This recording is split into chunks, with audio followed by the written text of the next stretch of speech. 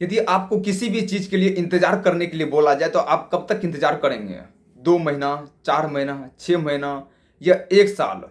यदि बहुत हो जाएगा तो 1.5 से 2 साल आप इंतज़ार कर पाएंगे, इससे अधिक नहीं।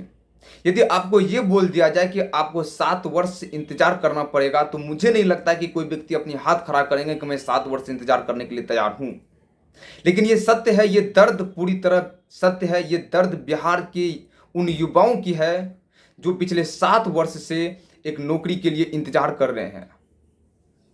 जगह जगह जाकर के ठोकरें खा रहे हैं, बिहार सरकार की लाठियां खा रहे हैं, पानी खा रहे हैं और कोर्ट भी जा रहे हैं।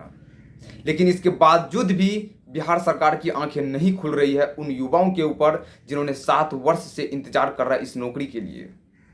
2014 में बिहार सरकार एक बहाली निकाली थी बिहार एसएससी की, और उसका एक पहला एग्जाम 2016 में हुआ, और एग्जाम 2016 में जो हुआ उसका पेपर लीक हो गया। उसके बाद उसे कैंसिल कर दिया गया। बिहार में कोई एग्जाम हो और उसका पेपर लीक ना हो, ये सोचना भी अपने आप में गलत हो जाएगा। बिहार में कोई भी एग्जाम हो, चाहे वो 10th का हो, 12th का हो, ग्रेजुएशन का हो, टीईटी का एग्जाम हो, बिहार एसएससी का एग्जाम हो, या पी का एग्जाम हो, नर्स का एग्जाम हो, डॉक्टर का एग्जाम हो, कोई भी एग्जाम हो बिहार में, उसका पेपर लीक होना ही होना है।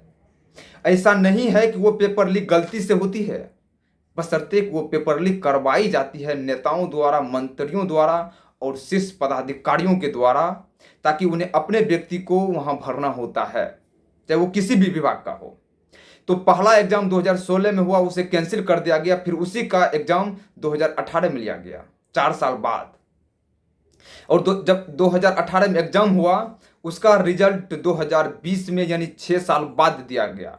और जब 2020 में उसका रिजल्ट दिया, उसके बाद पीटी के बाद मेंस हुआ, उसके बाद फिर टाइपिंग हुआ।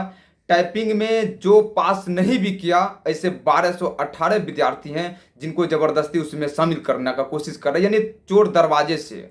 और वो सारे 1218 वो विद्यार्थी हैं जिनका कोई रिकॉर्ड नहीं है, जिन्होंने टाइपिंग नहीं दिया, जिसका कोई रिजल्ट नहीं आया, फिर भी उसको उसमें शामिल किया जा रहा है ताकि उन्हें नौकरी दिया जा सके। चूंकि वो दलाली पे आ रहे हैं, वो धांधली करके आ रहे हैं, पैसा दे करके सरकार के मुंह पे, नेताओं पदाधिकारियों के मुंह पर पैसा दे करके वो इस नौकरी में घुसना चाहते हैं।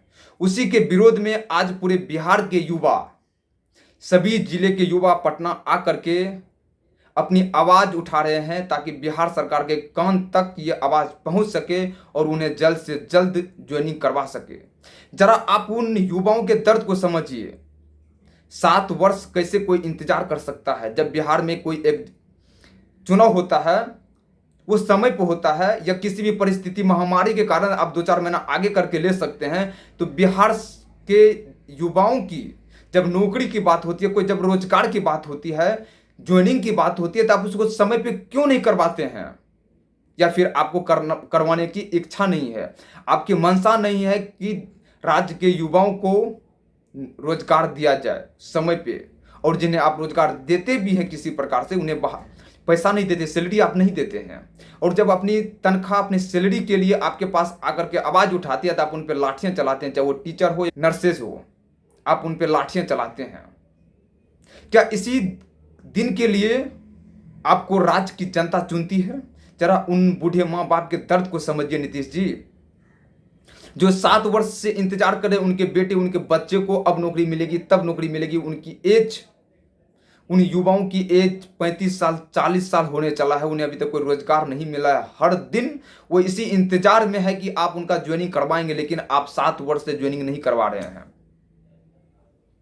मैं नीतीश जी, आपको मैंने ट्वीट किया है, यदि आपको थोड़ी सी भी शर्म बची है आपके अंदर, तो आप उन लाचार युवाओं को, बेरोजगार युवाओं को जल्द से जल्द आप ज्वाइनिंग करवाइए, उन्हें ज्वाइनिंग दीजिए, ताकि वो अपने घर के साथ साथ अपना जीवन यापन अच्छी तरह से कर सकें।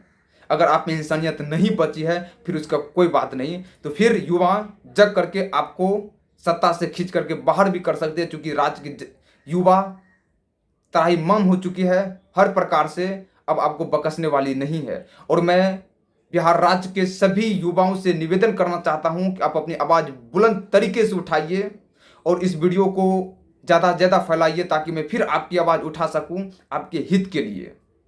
और जब भी आपको लगे कि मैं आपकी आवाज़ उठा सकता हूं आपके रोजगार के लिए, आपके साथ यदि कोई धांधली होती है, आपके साथ कोई गड़बड़ी होती है, बेशक आप मुझे बता सकते हैं, मैं आपकी आवाज़ उठाऊंगा, चाहे वो सोशल मीडिया के किसी भी प्लेटफॉर्म के माध्यम से हो। जय हिंद, जय भारत।